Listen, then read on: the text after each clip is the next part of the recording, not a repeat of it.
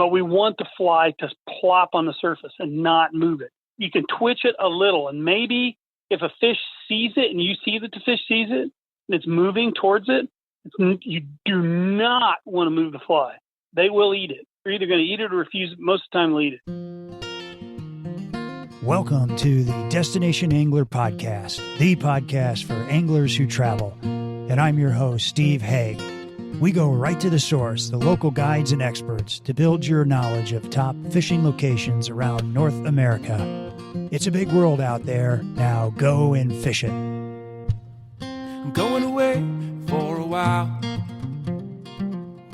but I'll be back soon. Whoa, whoa. You can join in the conversation with our new Facebook group called the Destination Angler Connection. Please check that out when you get a moment or two. And if you found it in your heart to give us a 5-star review wherever you get your podcast, we'd be grateful. And today, our destination is Western Indiana and the fantastic smallmouth bass opportunities on Sugar Creek and the Tippecanoe River. Our guest is expert guide, author, and all-around smallmouth bass whisperer, Chad Miller, owner of Sugar Creek Angler Guide Service. Chad grew up fishing these rivers and is one fishy dude. He's a fourth-generation smallmouth angler, a tradition started by his great-grandfather, and his son is even a guide in Montana, so the tradition continues. Chad founded Wildcat Creek Outfitters, a local fly shop and guide service, in 1996 and was a partner in several fishing lodges in southern Chile. He's been guiding on Sugar Creek and the Tippy, as is known, since 1996. He's also a speaker and author with articles appearing in Midwest Fly Fishing Magazine and Fly Fisherman Magazine. And you'll find Chad's name popping up quite frequently if you Google smallmouth bass fishing in Indiana, and has been interviewed frequently and quoted in many articles and blogs. What's more, Chad has developed some unique fly patterns and techniques for smallmouth bass and has a story or two to share about that. So if you like catching big smallies and lots of them, Chad is your man. And he's here to shed some light on how smallmouth think and how you can consistently catch this fantastic and abundant game fish here in the Midwest. Chad, welcome to the show. Thanks for having me, Steve. Appreciate that. You bet. So I got to ask you, so what's it like to fish in southern Chile? I mean, I've heard there's some undiscovered streams down there where trout have never seen an angler. Well, I've got to experience trout all over the world. And I think from a diversity standpoint and from a pure technique standpoint, Chile is the most interesting trout fishing on the planet. Wow. You know, they eat beetles all day long. In fact, as much as I enjoy streamer fishing, it's a crime to go to southern Chile and fish streamers. Is that right? Incredibly effective. Oh but my the dry gosh. fly fishing is so good, there's really no reason to do anything else. Oh, that's exciting. Well, and then you've been out fishing this week. How's the fishing been here locally in Indiana? It's been good. I just got off the water a couple hours ago and had a good day. Some big fish. And yeah, it was very enjoyable today. It was a beautiful day. It was a big change from what it was the last couple of weeks, which have been boiling hot. But I really like that boiling hot heat for the fishing, so I don't mind that at all. Oh, that's great. Good. Well, you know, people here in Indiana know all about the western part of the state, that it's an incredible destination for smallmouth bass. But, you know, for our listeners in other parts of the world, tell us what's so special about western Indiana and why should anglers make the trek here to fish? You know, smallmouth are to our waters what the McCloud rainbow is, or what the rainbow trout is to the McCloud River system in Northern California. I mean, God put them here. And these are our wild native fish.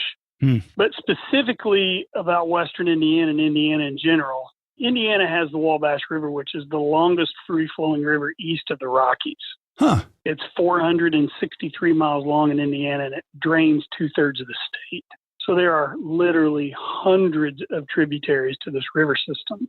And so one of the most unique things about this is that there are medium rivers, big rivers with tributaries, small streams, Spring Creek type fishing for smallmouth. I mean, it's incredibly diverse what's in the state. So, you know, the DNR has been very proactive in the last few years. We have a slot limit statewide. Every fish that's 12 to 15 inches everywhere in the state and all 35,000 miles of rivers have to be released. I think you can only keep a couple over 15 inches, but then Sugar Creek is managed quite differently. It's got a 20-inch size limit and one fish per day, which nobody kills those fish. But yeah, essentially Sugar Creek, all 90 miles is catch and release. So the Indiana DNR needs to be given a hand because they've just been incredibly progressive where that stuff is concerned and have been pretty easy to work with over the last few years in getting really good management programs going in Indiana. And what's it done for the smallmouth fishing? Has it picked up? Oh, there's no question. It's the best it's been in my entire life. Oh, my gosh. I've been rowing the Tippecanoe River for 35. Well, this is my 36th year rowing the Tippy, and I live 10 minutes from Sugar Creek my whole life. In my entire life, which is I'm 51, the fishing's never been better than it is now. That's a great story. Yeah, way to go, Indiana DNR. So I fish here locally. I live in Indianapolis in the north side, and I fish this little creek that runs through a golf course. And if golfers complain, I kind of toss them some new Callaways that I picked up along the way, and they kind of turn the other way. There you go. And is it true that just about every creek in Indiana has smallmouth in it? Yeah, out of the 35,000 miles of rivers, geographically, there's only one spot in Indiana that doesn't have them, and that's the Evansville area. And the only reason that's the case is that all our rivers funnel down into the Ohio, funnel into the Wabash, and the Wabash into the Ohio, and that's where the Ohio and the Wabash meet. So you've got all this sand from, Indiana settling down in the bottom parts of those rivers down in Evansville, and there are no smallmouth down there. But that's it. They need what, rocky bottom and more cover then? Right.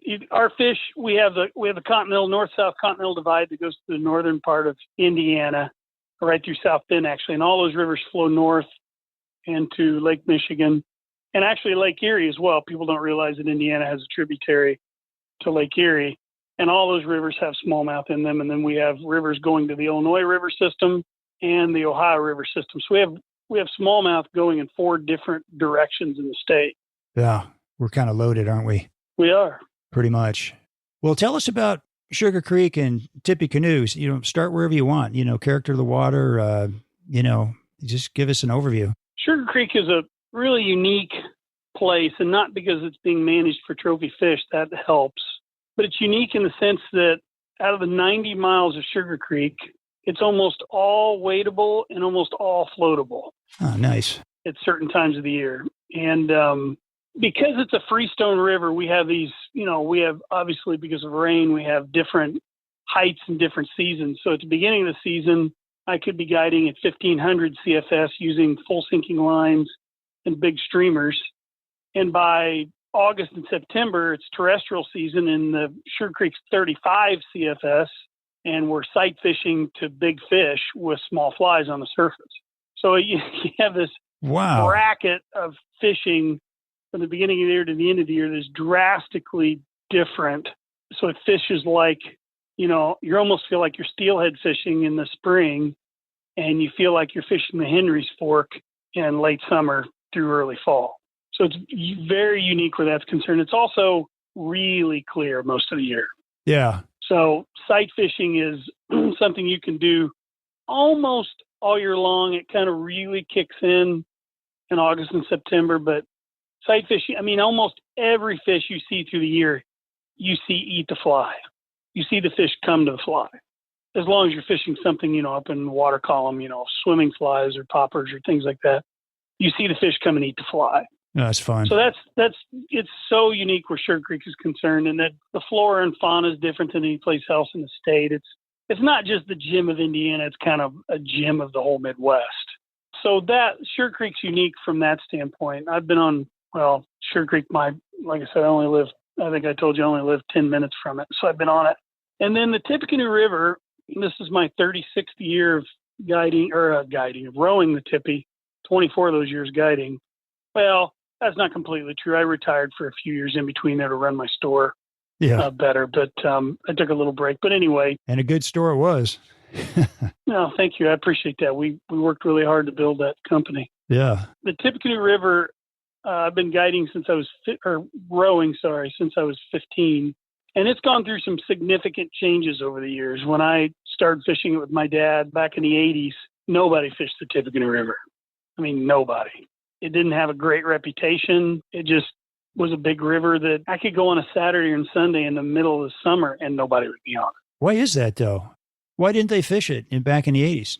Because nobody fished rivers then. Okay. There were very few smallmouth creek and river fishermen back then. Very few. We were river rats.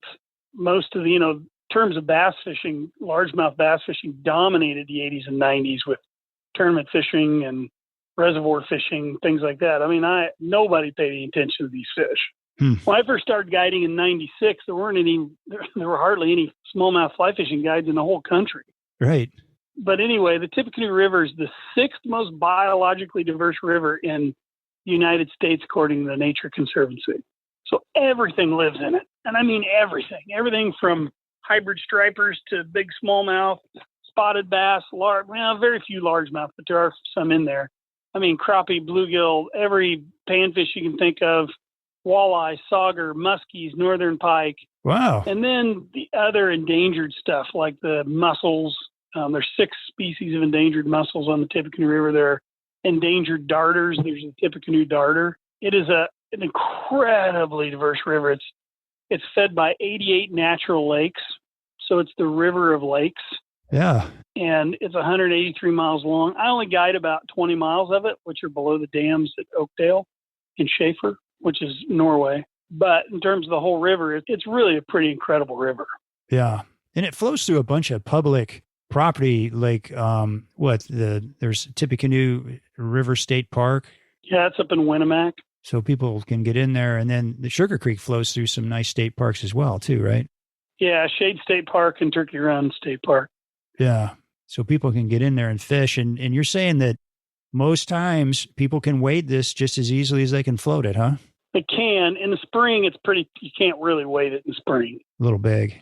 Yeah. But certainly summer and fall you can. Boy, that's really exciting. Well, let me ask you, how much do the rivers change from year to year when they get blown out? I mean, does that just totally, redo the channels in the bottom and you have to relearn the stream every year? It changes some holes, particularly near tributaries. It moves a lot of, gravel around. Sugar Creek changes each year. Some places significantly, most places not. The Tippecanoe River changes not at all. It's controlled by a dam, so it just doesn't change. Right. I mean, even some of the logs have been there. I mean, my whole, for 30 some years, they haven't moved.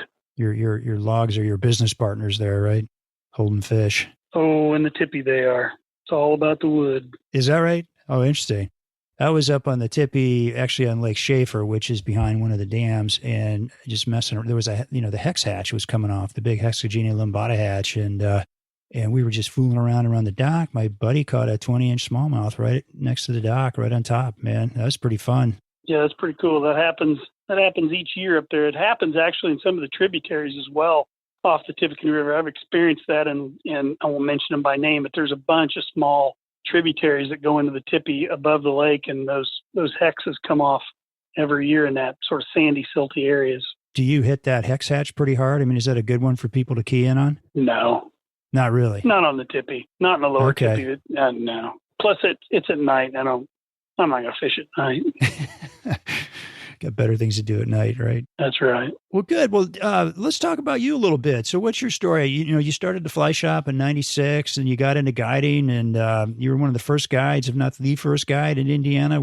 How'd all that come about? Well, I opened Wildcat Creek Outfitters in Lafayette, Indiana in 96. And I was pretty young. If I'd have known any better at the time, I probably wouldn't have done it. But anyway, opened it up in 96. And I told everybody that worked in the store and that I was not going to be a guide. I had no plans, didn't want to be a guide, didn't have a heart to be a guide, didn't want to take people fishing. I just enjoyed the store, wanted to work in the store and fish on my own.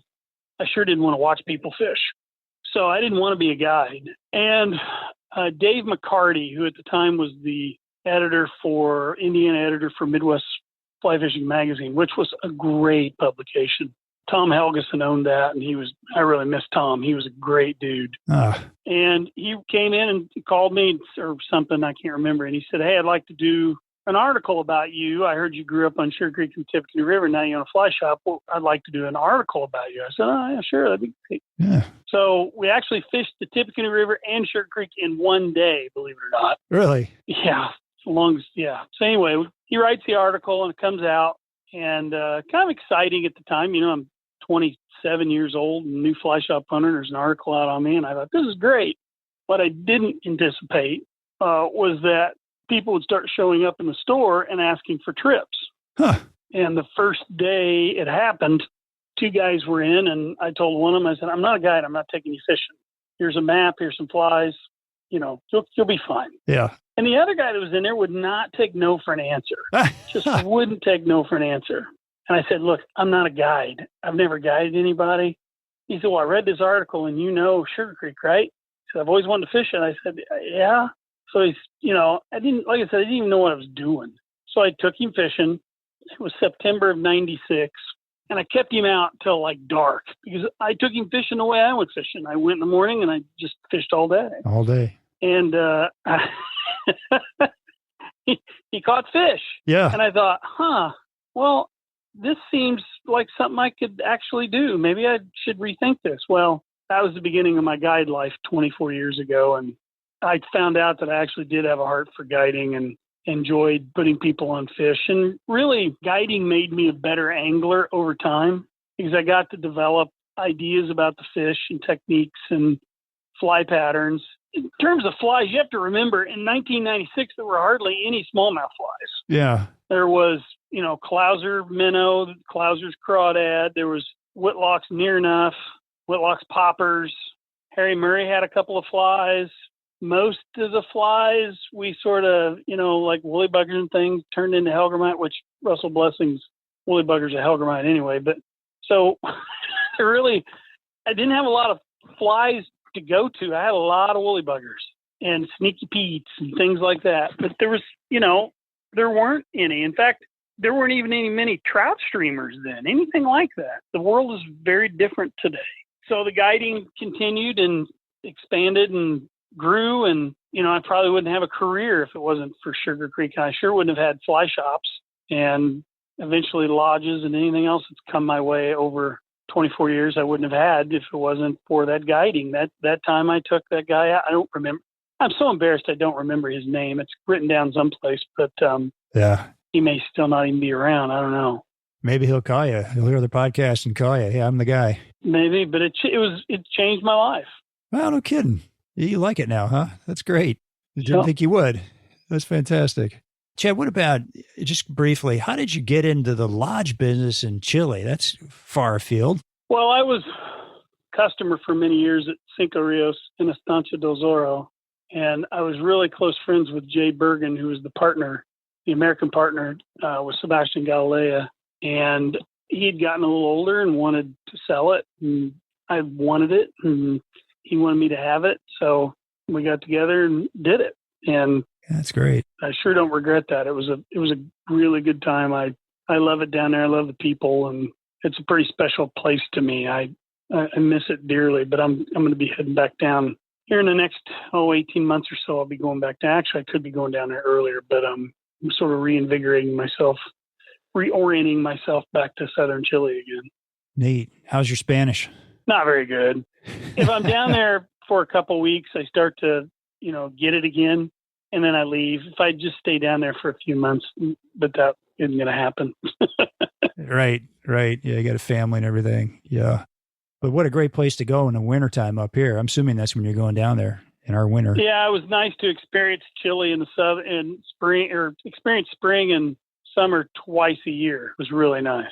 Yeah, that's cool. So fishing the Tippecanoe and smallmouth bass fishing, man, that's a family tradition for you, right? I mean, you're a generational fly angler. Yeah, it's funny. I didn't realize it till this year, but my family for 5 generations has never lived more than a quarter mile from a smallmouth. That's great. So they're in the creek here in town where I live, and I won't mention exactly where I live, but they're in a creek here that I beat up as a kid. And my great-grandfather, my grandfather, my dad, me, and my sons, my kids, 5 generations, have been fishing Sugar Creek. And as fly anglers, we've become, certainly through the generations, more sophisticated. My dad said my grandpa, who died when I was very young, my grandpa used to use his fly rod for everything. Heck, he put bait on it. So, yeah, while the he fly would rod. fish poppers and things like that for smallmouth, he'd also put, a live hellgrammite on one. Dad said when they'd seine hellgrammites when he was a kid that my grandpa had put him in his hair. He'd take a hellgrammite, put him in his hair under his straw hat. I guess that used to be something that was pretty normal to do with hellgrammites, so they stayed moist. You say hang on to them to use them for bait, huh? You stick them under your hat, like a pack of smokes, maybe? You stick them under your hat, and they're there when you pick them out of your hair, and they're ready Yeah, it's an old timers, old river rat thing that they did. But no, the generational thing is very important to us. The tradition of fishing and fishing Sugar Creek is really precious to our family. That's really cool. And then I suppose you ended up developing your own fly patterns because there weren't really that many fly patterns back then. Yeah, I developed several, baitfish patterns and crawdad patterns. Heck, I probably have a dozen or 15 different crawdad patterns. And then my own, popper combinations, I pretty much only use deer hair. Okay. And then, Helgramite patterns. And then, I've had to develop in 1999 when I sort of discovered that smallmouth do eat beetles and hoppers and things like that. I developed a whole bunch of smallmouth terrestrials, which has sort of been my contribution to fly fishing is this terrestrial thing for smallmouth. And so it's actually the thing that I look forward to most all year long is August and September and sight fishing with beetles and hoppers. So all those flies I had to develop with specific hooks and materials that worked on my rivers.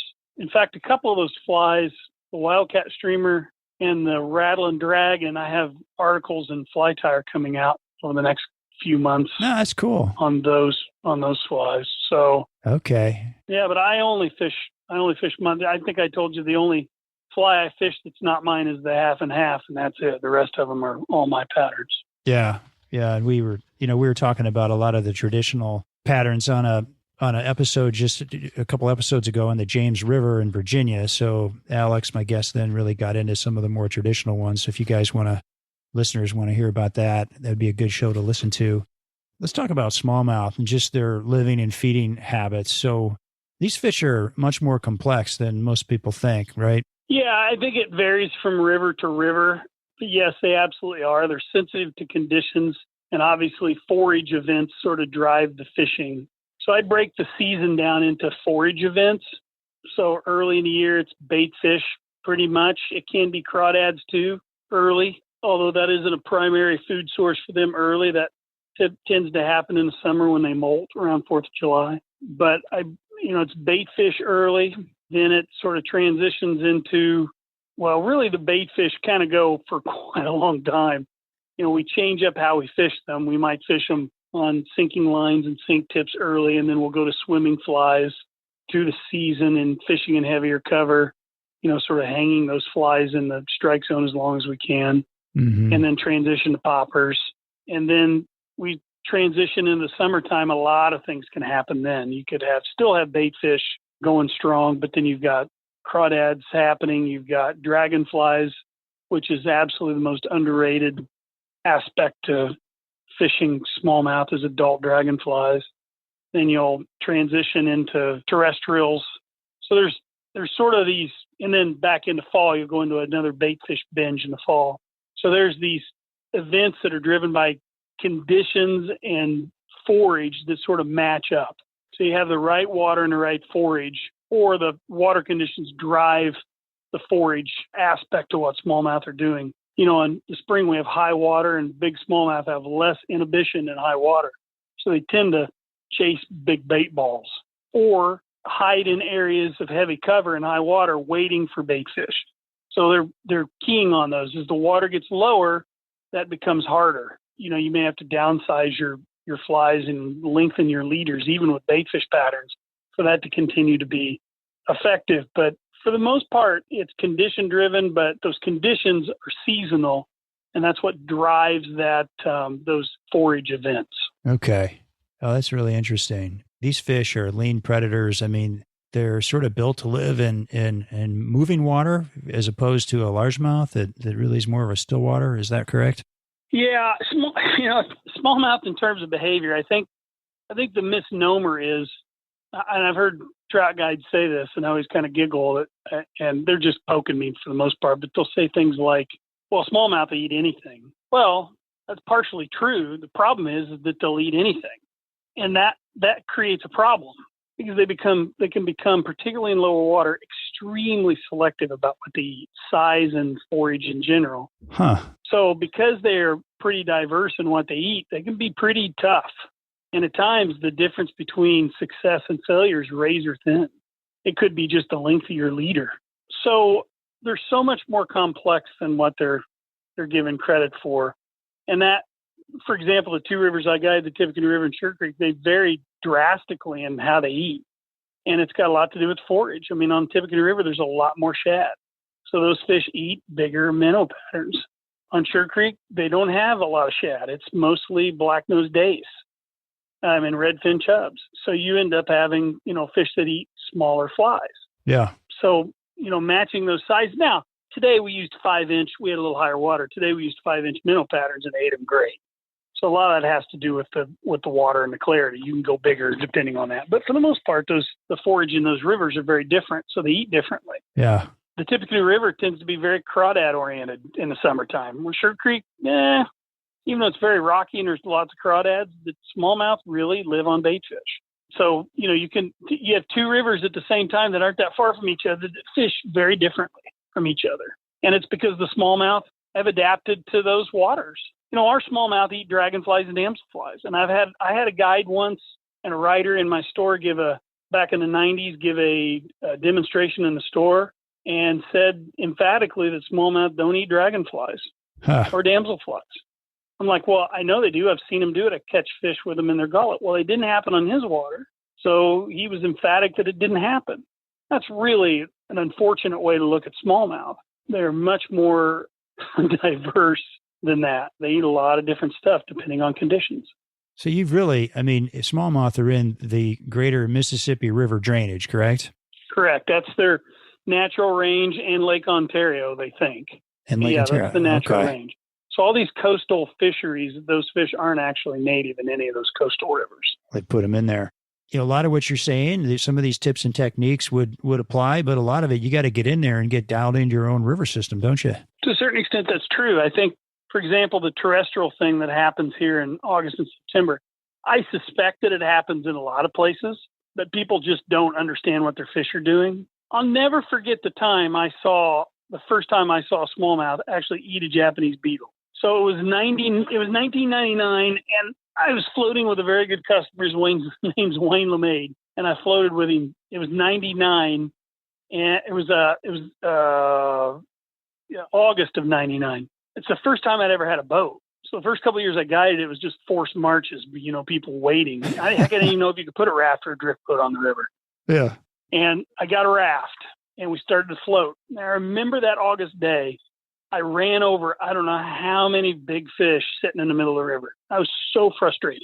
Like, what are these fish doing sitting on this sand in the summer? I got so frustrated. Yeah. We hadn't caught a fish in about 3 hours.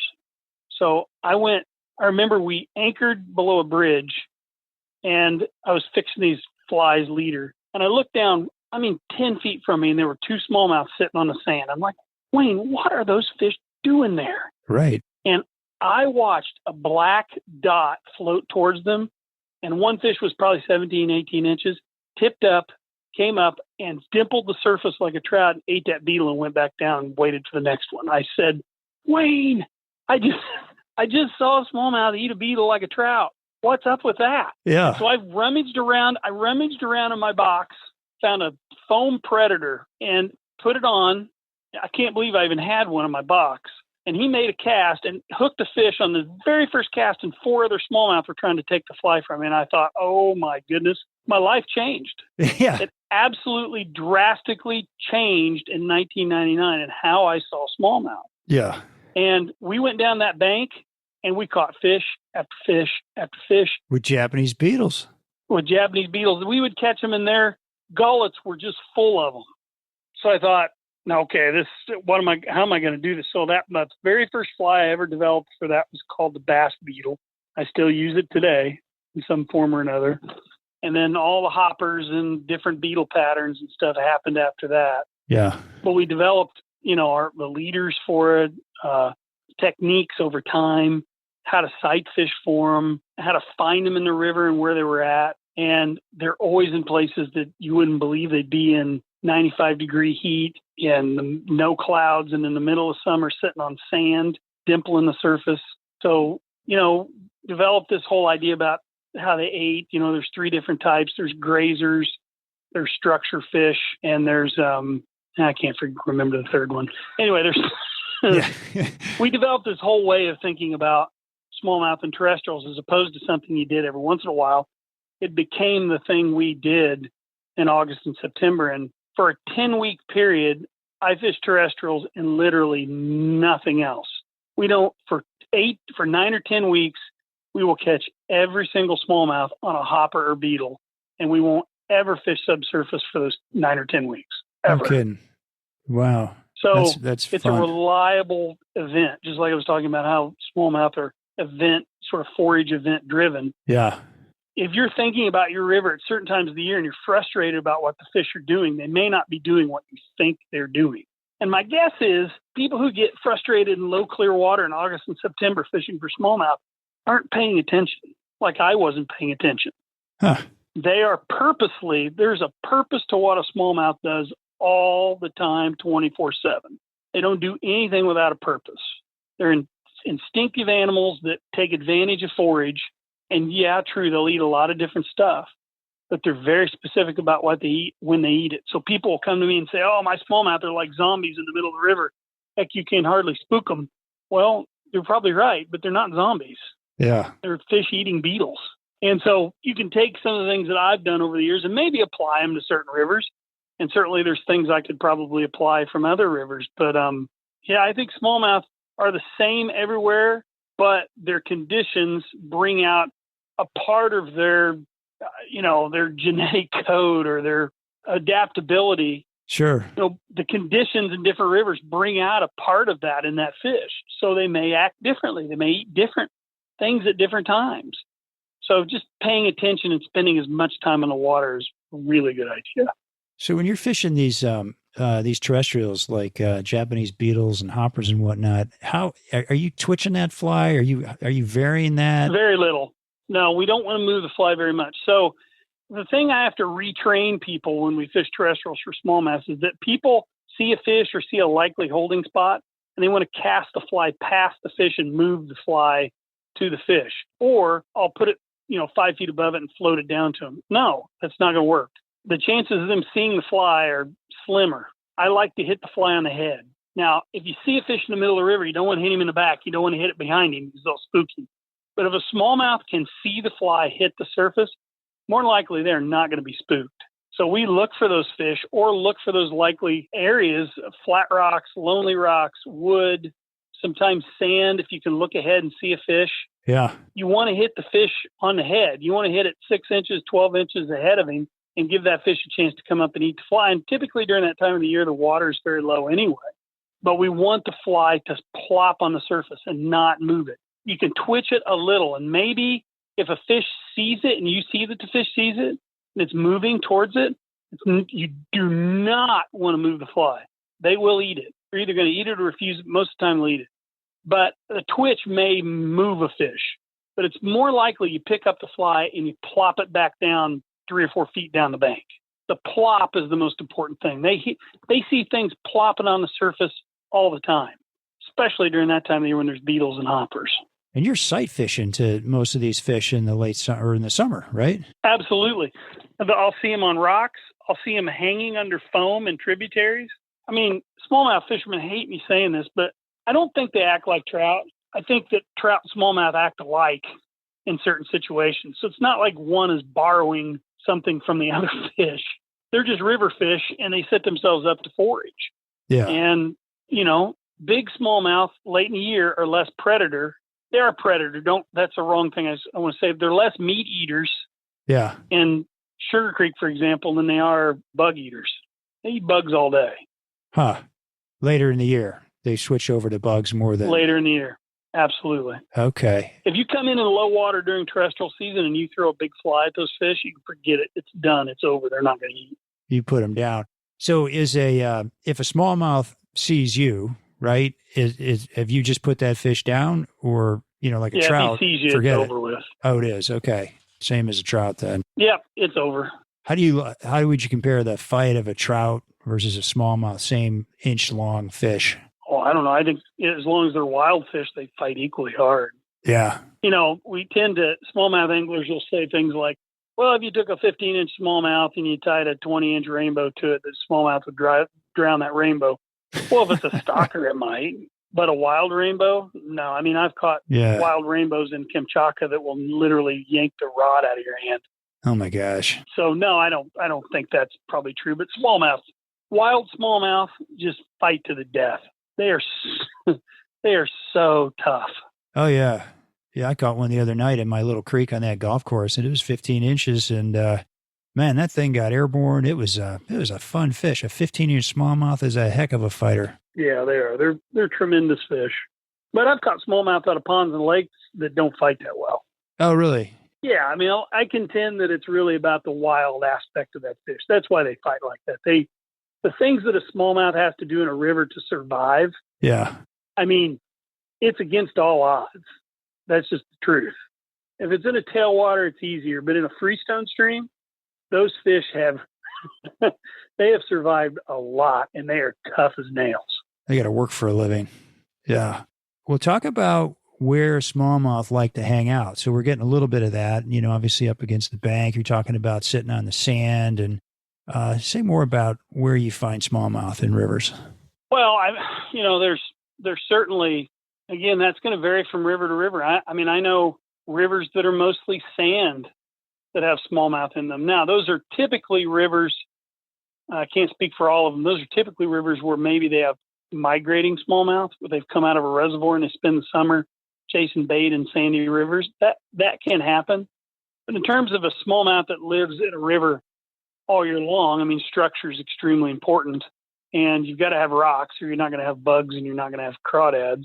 And the bugs are important for the bait fish and the smallmouth, but for the bait fish primarily, and everything else, it's sort of the lifeblood of the ecosystem. So, you're going to find them around rocks. You're going to find them around weed beds and rocks. You're going to find them around rocks and wood. It tends to be important to sort of match. If you can get more than one type of structure together, Oh man, that's tough to beat. So if you get big rocks and wood together, that's probably going to hold a big fish. Fishy spot. If you get weed beds and rocks together, it could hold nice fish. It could be either, waiting for damselfly or dragonflies and damselflies. You can certainly find one of the most underrated places to find smallmouth on a big river is wood and sand. And I hear people talk about frog water all the time. Well, we just rode through that frog water. I'm like, oh man, I'm giggling inside thinking, well, you just probably rode past the biggest smallmouth of the day. I have a place on one of my rivers, and I won't say where, that gets so froggy and scummy that Oh, okay. that the fish actually sit underneath the scum. So, it's really about doing your due diligence and learning your river, but you have to have structure. I mean, most smallmouth streams, you're going to have a combination of structures. Sugar Creek's really unique in that it has all of those things, sometimes all together. I mean, I'm so fortunate to have grown up and lived all 51 years, 10 minutes from one of the best smallmouth streams in America. Yeah. And it has absolutely everything to it that you would need to make a smallmouth river to grow big smallmouth. Yeah, and it does. Oh, that's fantastic. Talk about time of day, weather. How does that affect the fishing? Well, again, that's going to depend. I mean, that's a pretty broad question. We could do 3-hour podcast on that. So I want to explain conditions in this way. Conditions should never be a prominent excuse for not catching fish. Now, you could say that, for example, Sugar Creek, I'll just use my rivers as an example. Sugar Creek, when the water gets muddy, those fish don't like it because they live in clear water most of the time. They do not like dirty water. Conversely, the White River in Indianapolis, those smallmouth are in central Indiana. It's more than just Indianapolis, which is a great river in and of itself. Yeah. The White River, those fish live in dirty water a lot. So they eat in dirty water. So, the Kankakee in Illinois, buddy, one of my best friends, Austin Aducci, guides that river. That river, I have fished that with him when it's high and muddy. I'm like, are you sure we need to be going out? He says, oh, yeah, it's fine. It'd be like 10,000 CFS. And he's fishing, and I mean mud but water. And they eat. They eat all day. Really? So it really depends on the river. But in terms of, conditions, like I said, I never use them as an excuse for not catching fish. Sometimes it just doesn't matter. Fish just aren't going to eat. But, I'll hear people say, well, the water was really clear and the sun was out all day. Well, okay, what did you do? Well, I threw poppers all day. And, well, how long was your leader and how big was your fly? Well, I used a number 2 popper and a 6-foot leader. Well, that's not going to work. So, you need a 12-foot leader and a small fly. So the conditions are always going to be in that sort of equation systematically and deciding what to do. And it really just takes time on your river to figure that out. I wish I could say, this is what the conditions are for smallmouth all over America, but that would be tremendously unfair to the angler to think that that's how their fish act. I don't know how the fish on, the Susquehanna and high water act. I don't know how smallmouth on, the upper Mississippi and super low water act. I don't know. Yeah. But they're still eating. It's just got to put the conditions together as part of the equation to systematically look at smallmouth and figure out that fish. That systematic thinking about the fish gives you a lens in which to see the fish. That's what systematic thinking does. So the conditions can vary. You can have days where you have cloudy conditions and fish eat poppers all day. It may trigger that.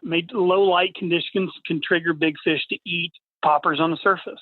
Conversely, I don't like those conditions during terrestrial fishing. I want it bright and sunny, and I want the water to be gin clear so the fish can see the fly hit the water. So again, it's a pretty broad question, but one that I think you just have to learn your water. You got to learn your water. Can you say more about fly size and leader length? You've talked about that a little bit. So are there some kind of, rules you can live by when you lengthen your leader, when you drop your fly size? Yeah, I think you can. Any smallmouth river I've ever fished, I think it's pretty true. I don't want to speak for every guide in every river. That's, again, terribly unfair. But I can tell you that long leaders in low water are extremely important. Okay. Extremely important. Smallmouth are not leader shy, but they are fly line shy. They don't like fly lines, but they don't mind heavy leaders. I mean, my terrestrial leader is 12 to 15 foot long. My basic one's 12 foot long, and it's 40 pound, 25 pound, and then 13 pound. I mean, my leader's 12 feet long and is a 0x or 1x leader. Oh, really? It's not. You still need a heavy leader to fight those fish properly, particularly around cover. But you can't have a short leader. Oh, that's interesting. Okay. So I almost always think long leaders are a good idea. But, certainly in big rivers, you don't have, a 9-foot leader is totally fine. We used to try to use these 6-foot leaders, and that's just terrible length for a bass leader. I think you need a longer leader, but certainly in low, clear water, you've got to have a 12, even 15-foot leader. At other times, it doesn't matter as much. So to get that fly to turn over, you got to be fairly far away from that fish to be casting and to get that fly line to do something for you with a 12, 15-foot leader. Yeah, but if you build it correctly, you can't buy those. I'll just tell you, the terrestrial leader you can't buy in a store. It's just you've got to build your own. I was going to say, I'm thinking if I can find a 15-foot leader, I don't know that they sell them in the stores I go to. Well, and the stores even if they did, they wouldn't be built properly for that fishing. Okay. So I use a 40-pound butt, 3 feet long, 25-pound section in the middle, and then 13 to 15-pound 3-foot section on the end. That's my basic terrestrial leader. Okay. I've said 3 feet. I mean 4 feet of each. Sorry. 4 feet of each. 4 feet of 40, 4 feet of 25, and 4 feet of 13 or 15. Okay. That's a great tip. So you build them yourself, knotted leaders. Okay. And what about fly size, Chad? How do you vary that based on conditions? Well, again, in high off-color water or high water, I'll use big flies. And I don't care if it's late winter. I'm going to use big flies in big water. I'm going to use smaller flies in small water and low water. That river magnifies, a fly, it seems. It magnifies a fly to the fish.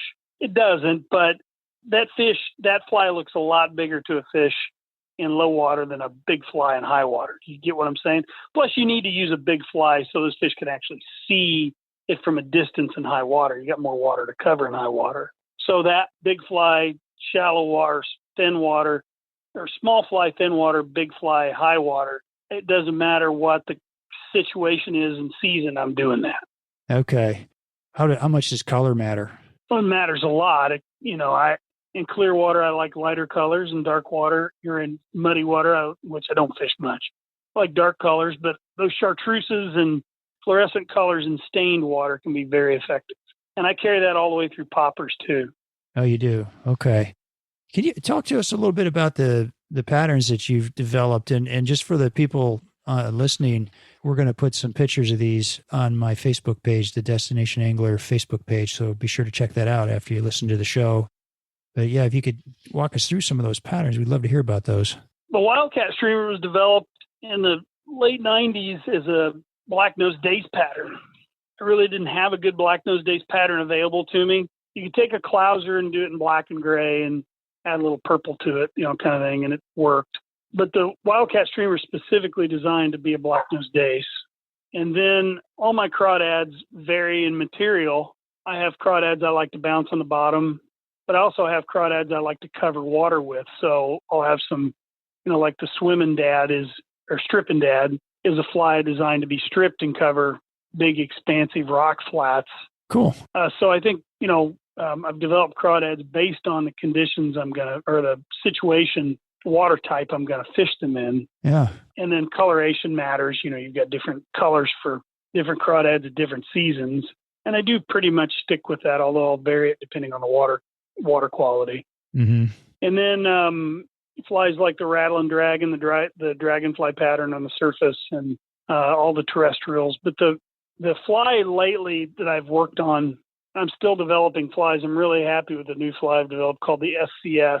And it's a swimming fly that rides hook up. Yeah. So I always loved the Murtich minnow, but unfortunately it has a tendency to hook fish in the gills and in the tongue. Yeah. A lot of the swimming flies, I'm not telling people not to fish them, that they're not good patterns. I'm not saying that. So if people, get upset with me because I'm saying that, it's not what I'm saying. I just think that there needs to be sort of an evolution of those flies. Yeah. And the SCS that I've developed rides hook up. So we've now caught hundreds of smallmouth with it, and only one fish has been gill hooked, and it wasn't gill hooked seriously. It swam away okay. I mean, who knows? But only one fish this whole summer has been gill hooked. One. And that's hundreds of fish, all in the top of the mouth. So that fly I'm very happy with. It was sort of developed along the lines of, a conventional fluke pattern, a fluke that conventional guys use, and acts very much the same way. But I didn't want to put lead eyes in it and have it sink. So it fishes sort of neutrally buoyant and very fortunately hooks those fish in the top of the mouth. I'm very happy about that. That's neat. What do you use for a Japanese beetle? Well, that's the bass beetle. That's the black beetle pattern that I developed. And I guess most importantly for these smallmouth terrestrials, the hooks are the main thing. They're bigger hook gaps. So I use like the size 12, 80, 89, and there's a couple of Daiichi hooks off the top of my head. I can't remember what they are. They're actually small black steelhead hooks that work terrific for that. And I can't remember the nomenclature on them. But so all of those patterns, and I use a 200 TMC 200, size 2 and size 4, even a 6 for some of those smaller hopper patterns. But the hooks are real important. They got to be strong, and they've got to have a bigger hook gap for those smallmouth. If you use traditional trout hooks, I just found over time, it was tough to keep those fish buttoned up on the hook and have those fish landed. Okay. Totally different set of hooks then. Well, that's really helpful. Thanks for walking us through that. So I'm really curious how the rivers are doing from a conservation perspective. It's from the beginning, it sounds like they're doing great. It's the best you've ever seen in a lifetime. How have the farming practices helped that? Anything else you want to say about the shape of the rivers? Well, there's some issues.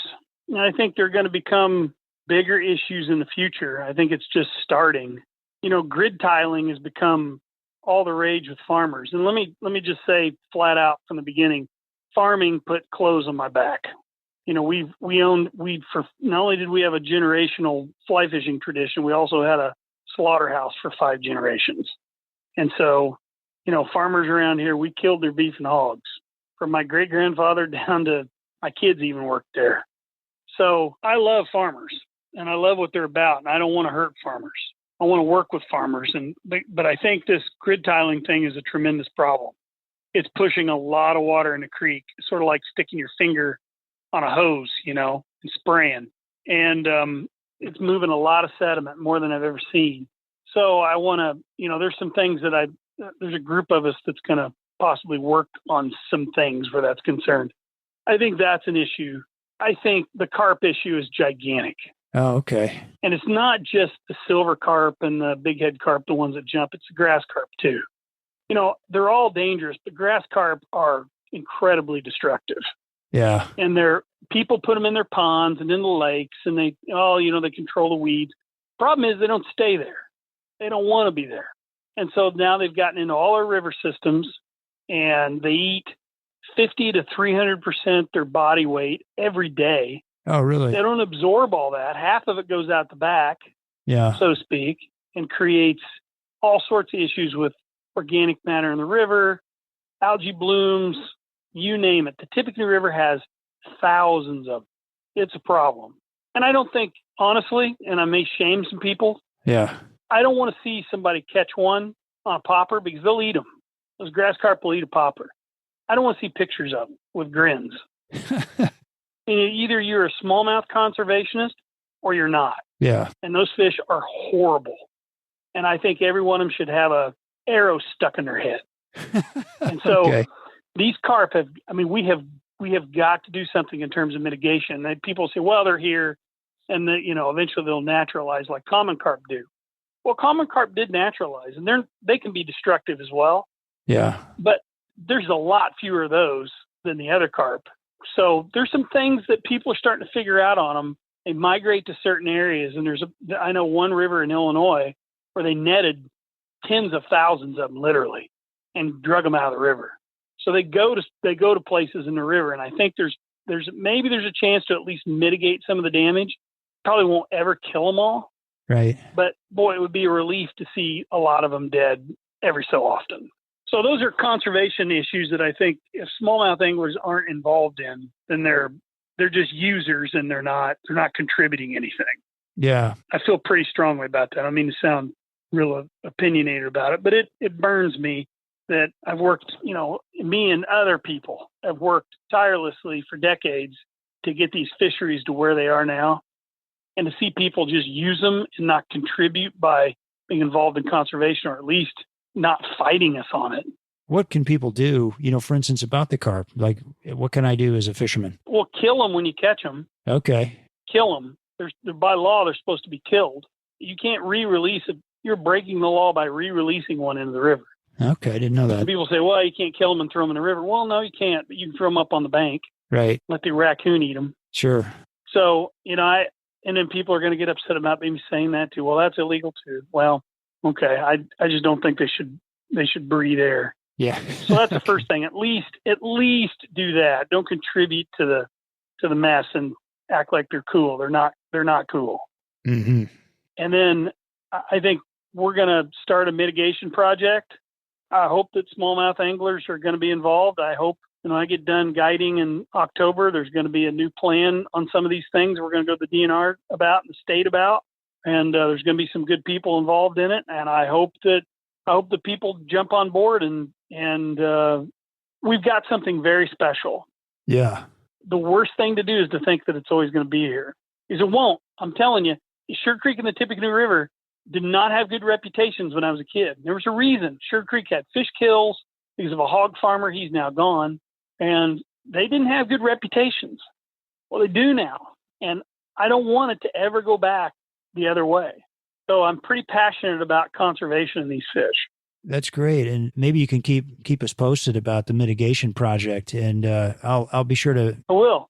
Okay. You'll see some stuff on social media. Yeah. And shoot me a note too, and I'll mention it on a show, just to go, and maybe I'll put it back on the show notes or something. But I'll get it out there for you. That'd be great. Well, Chad, it's really been great talking to you. Obviously fishing means a whole lot to you. It's been a lifetime of enjoyment for you. But I'm just curious, tell us more about what fishing means to you personally. Maybe what have you learned from it, and what does it mean to you? Well, I'm a devout Christian, and seeing God's glory reflected in His creation, even though it's cursed by sin, mm-hmm. is just His grace. The fact that we get to see these things at all is just grace. Yeah. And so for me to go to the river, I used to push back against people who go, well, if you're in nature, you're closer to God. And I think, that's kind of, that's new age hooey. Well, it's not. To a certain extent, it's very true if you understand that creation is a reflection of his glory Sure. and his grace and his, the rain falls on all of us and sun shines in all our faces, and we get to live off this earth, and we're supposed to be good stewards of it.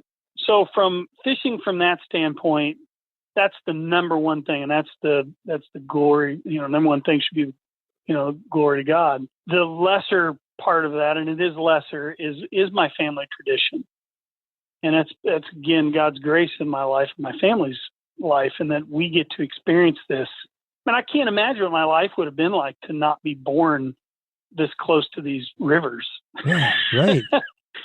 Very fortunate. So fishing, that's why fishing is important to me. But I've also got to do things that a kid growing up in a little town in Indiana shouldn't have ever got to do.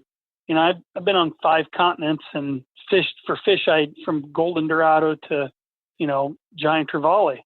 And to be able to do all those things, it's just, man, what a tremendous blessing. We're blessed, right? I agree. Yeah, it's a lifestyle. It's a very important part of our whole family's lifestyle. Faith, family, and rivers. I love it. So, well, good. Well, Chad, how can our listeners get in touch with you, if they want to book a trip with you, or maybe if they want you to come in and speak? Sure. You can always text me or call me. I don't care. It's 765-401-6034. You can also email me at chadjmiller1969@gmail.com. And that J is actually the letter J. So okay. Chad, letter J, Miller1969@gmail.com. And then you can go to my website, sugarcreekanglers.com. And Instagram, Chad Miller Fly Fishing, and Facebook. Sure. Yeah. Sugar Creek Anglers. Yeah. Yeah, that's great. Okay. Well, thanks for being on the show. And to all you listeners out here, thanks for spending an hour with us today. Boy, did we hear from a fish whisperer or what? This was really a fantastic show. Picked up a lot of really great info here on smallmouth bass fishing in general and smallmouth fishing in these great streams and rivers in Indiana. So we will post a lot of this to our show notes on our website, and we'll put those pictures of Chad's top picks, his fly box, on our Destination Angler Facebook page. You can email me with comments and suggestions at shaig50@gmail.com. That's shaigh50@gmail.com. If you're a guide, want to be on the show, give me a shout. And please give us a share, like, or follow on Facebook and Instagram. And be sure to subscribe wherever you get your podcasts. As always, our music is by A Brothers Fountain. We hope you enjoyed the show, and we will see you again next week. Well, I'll go from the land to the shining sea. But I know there's more to life than what the eye can see.